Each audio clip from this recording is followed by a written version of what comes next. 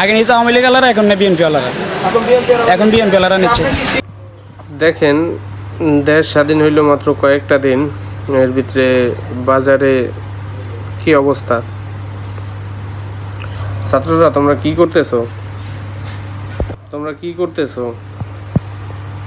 তোমরা দেখতেছো না এইভাবে যে আগে নাকি আওয়ামী লীগের লোক চাঁদা নিত, এখন নাকি বিএনপির লোক নিতেছে। তো তোমরা এর প্রতিবাদ করো না কেন?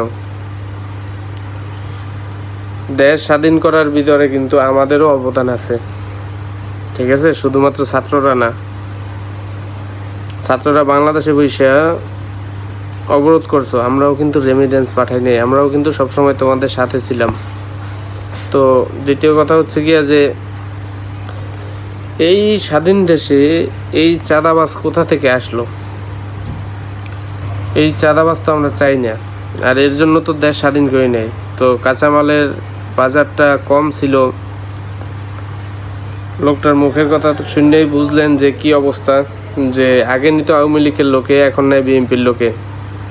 আমি ছাত্র সমাজের কাছে হাত জোর করে রিকোয়েস্ট করতেছি যে এই ধরনের চাঁদাবাজ যারা আছে, বিএনপি, আওয়ামী লীগ, জামাত ইসলাম, যে যারা দেশের ক্ষতি করে বা দেশদ্রোহী, তাদেরকে তোমরা পিটেই মেরে ফেলাও, কোনো সমস্যা নেই। ওদের মতো 2-4টে কুত্তা পিঠেই মেরে ফেলাইয়া দেশ পরিষ্কার করা অনেক ভালো। কারণ আওয়ামী লীগ সরকার যাওয়ার পরে আওয়ামী লীগের লোকজন টাকা খাইতো, এটা আমিও জানতাম। সিন্ডিকেট ছিল, এটা আমরা এই সিন্ডিকেটের ভুগতেছি মালয়েশিয়া বসে। সিন্ডিকেটের জন্য টিকিটের সব কিছুরই সমস্যা। তো এখন 2 দিন হইলো দেশ স্বাধীন হইলো, এর ভিতরে আবার বিএনপি ঢুকে গেল, এটা আমরা মেনে নেব না। এর প্রতিবাদ করো, তোমরা কঠোর প্রতিবাদ করো।